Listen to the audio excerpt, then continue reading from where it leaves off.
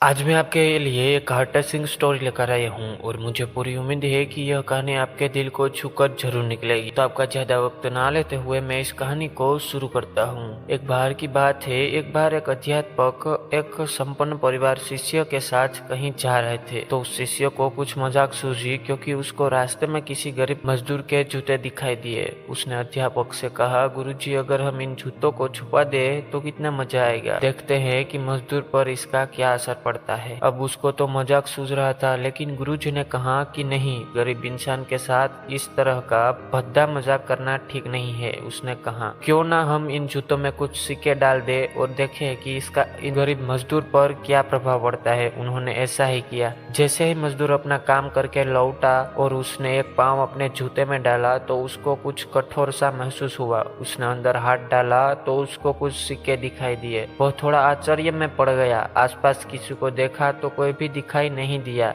वापस उसने दूसरा पैर अपने जूते में डाला और वापस उसको उसमें कुछ सिक्के दिखाई दिए। अब दोनों जूतों में के सिक्के को उसने अपने हाथों में रखा और प्रभु की तरफ इशारा किया है, प्रभु पता नहीं किस भले मानुष ने यह सिक्के मेरे जूतों में छुपाए हैं, लेकिन जिसने भी छुपाए है उसको मेरी दुआ है ताकि इन पैसों से मैं अपने बच्चों और पत्नी के लिए कुछ खाना और दवाइयाँ ला सकूंगा। और इतना बोलकर वह चला गया। इस बात को शिष्य और अध्यापक दोनों सुन रहे थे। अब अध्यापक ने शिष्य से पूछा कि अब तुम मुझे बताओ कि तुम्हें कैसा महसूस हुआ, तुम्हारी पहले माली मजाक या मेरा यह तरीका। तो उसने कहा कि गुरुजी मैं आपसे क्षमा चाहता हूँ। अब मुझे समझ आ गया है कि सच्ची खुशी किस चीज में है। जब हम किसी की मजाक उड़ाते हैं तो हमें कुछ पल का आनंद मिलता है, लेकिन इससे हमें बदुआ मिलती है। अगर हम किसी की मुश्किल परिस्थिति में मदद करते हैं और जिसकी भी हम मदद करते हैं उसको भी नहीं पता कि हमने उसकी मदद की है, लेकिन अंदर ही अंदर हमें पता होता है कि हम उस इंसान की मदद की है। यही सच्ची खुशी है। जब हम दूसरों को खुशी देते हैं तो हमें अच्छी सच्ची खुशी मिलती है।